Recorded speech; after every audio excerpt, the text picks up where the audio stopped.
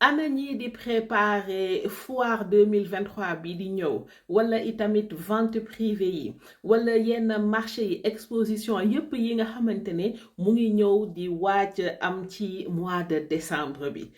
yéena moom vidéo bi dama bëgg partager yenn astuce yoo xamante ne il faut que ñu waxtaanee ko ci li nga xamante ne war ngeen ko def balaa foire yi wala balaa seen événement bi ci jot ci biir événement bi doxalin bi naka lay demee ak i tamit événement bi bu jeexee lan nga war a def pour vraiment mu leer la ne yow lépp li nga xamante ne waroon nga ko mën a am ci foire bi am nga ko ci léegi ci li ñuy wax balaa foire bi di jot heure bii nga war a xool carrément yow bu dee dafa nekk loo xamante ne danga koy liggéey danga koy produire wala danga koy transformer lépp lu jëm ci stock heure bii nga ko war a liggéey mu leer la ne doo dem ba sa foire commencé mu am ay produits yoo xamante ne dafay manqué donc li jiitu mooy nga war a mën a natt lan mooy li nga xamante ne yaakaar nga ne comme yow mën na am daan nga dem ci ay marché wala daan nga dem ci ay foire yan produit mooy produit yi nga xamante ne moo doon gën a jar pour nga mën a xam carrément ban quantité nga ciy préparer tel ko préparer teg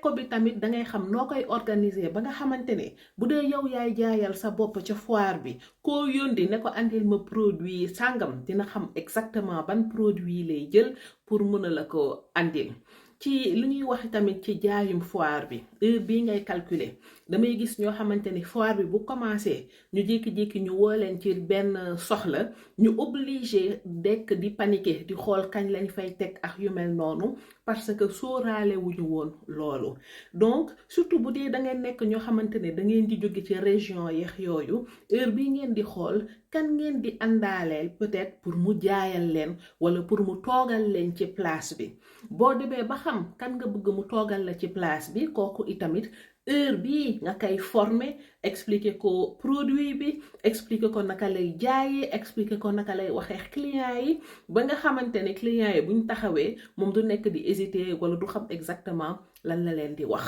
bu loolu weesoo war nga commencer itamit préparer lépp lu jëm ci ay carte de visite wala bu dee brochure wala bu dee flyer wala nooy présenter wee ces produits dëgg la di nga dem yenn saa yi ñu ne la ah ñoom ñoo lay jox table ñoo lay jox ay napp ak yu mel noonu waaye yenn saa yi da ngay ñëw yow di visiter foire bi mais da ngay gis napp bi ñu fa teg froissé na wala bënn na wala xotteeku na ak yooyu donc yow il faut que mu am loo xamante ne yow yaa koy dollil sa bopp da nga bëgg képp ku romb il faut que mu taxaw ci sa place parce que dina gis ne ah place bi vraiment soit mu ngi xeeñ neex wala ñu ngi fay maye lekk wala yu mel noonu pour mu mën a gën a attirer nit ñi bu ñu waxee waxu maye lekk wala parfum wala yu mel noonu ma andi ay échantillon bu dee da ngay jaay lekk bu dee da ngay jaay confiture wala bu dee da ngay jaay yenn yu mel noonu il faut nga sóoraale am ay échantillon ay yu ndaw yoo xamante ne di nga ko mën a mosal nit ñi parce que mën na am nit ki bu gisee produit bi nii rek day romb dem waaye bu dee yow am na noo organiser wee ba togg nga ba nit ki mën na ñam li nga xamante ne moom ngay jaay su boobaa si lay gën a yomb si yow ma jël benn exemple ñi nga xamante ne dañuy def sunguf poudre bi ñuy def ngurbaan xam nga peut-être nit ki dina romb mu ngi xalaat ah est-ce que ngurbaan bi dina neex wala du neex wala yu mel noonu bu dee yow da nga teel a togg ngurbaan bi teg ko ci ay 24 heures wala ñu toggal la ko def ko ci ay 24 heures andil la ko ci sa place su boobaa ku ñëw nga ne ko ñamal bu ñamee amaana ci lay gën a yomb pour moom mu ne ah kon de lii ndekete mun na liggéey lii wala mun na def lii nga gis mu gën a sawar a jënd ci produit bi bu dee da ngay jaay ay diw ak yu mel noonu itamit prévoiral quantité boo xamante ne pour que nit ki mën a tester nit ki mun a am échantillon ci juste loolu yëpp ci préparation boobu bu dee dafa nekk loo xamante ne dañ koy lekk ak kuddu wala bu dee dafa nekk jus yoo xamante ne da nga bëgg nit ki mën a ñam sa jus sóoraaleel i tamit mbalit booy def yi nga xamante ne nit ki bu ñamee ba pare fan lay sànni sóoraaleel kuddu yu ndaw sóoraaleel kaas yu ndaw yow daal xalaatal lépp comme client bi bu ñëwee nan ngay def ba nga xamante ne li muy dund ci sa place foofu da koy neex ba bu ñëwaatul moom sax dina mën a ne keneen foiru ren bi rek gis nañ fa différence wala marché ren bi gis nañ fa différence diw mu nga fa waaye vraiment organisation wam macha allah lépp ju jëm tamit ci organisation balaa foire bi di commencer ñu andi weccit bu dee da ngay jaay ay article yoo xamante ne dafa am ay 275 ay 250 ak yooyu yombalalal sa bopp coono bi déjà li nga mën a def mooy am ay li ñuy tuddee ay chiffres ronds lu doon jar 2450 na jar 2500 lu doon jar 2150 na jar 2000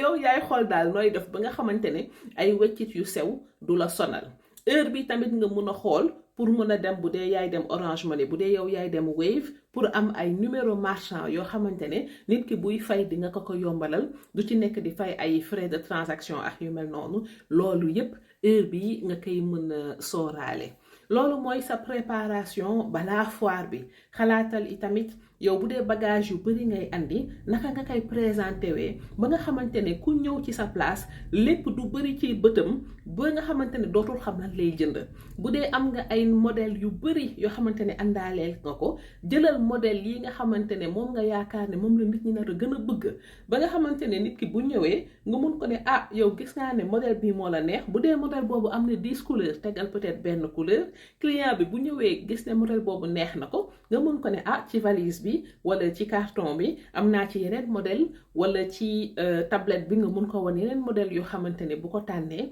mën nga ko andil mën nga ko livrer toujours ci li nga xamante ne day bëggal client bi bul fàtte sóoraale itamit ay mbuus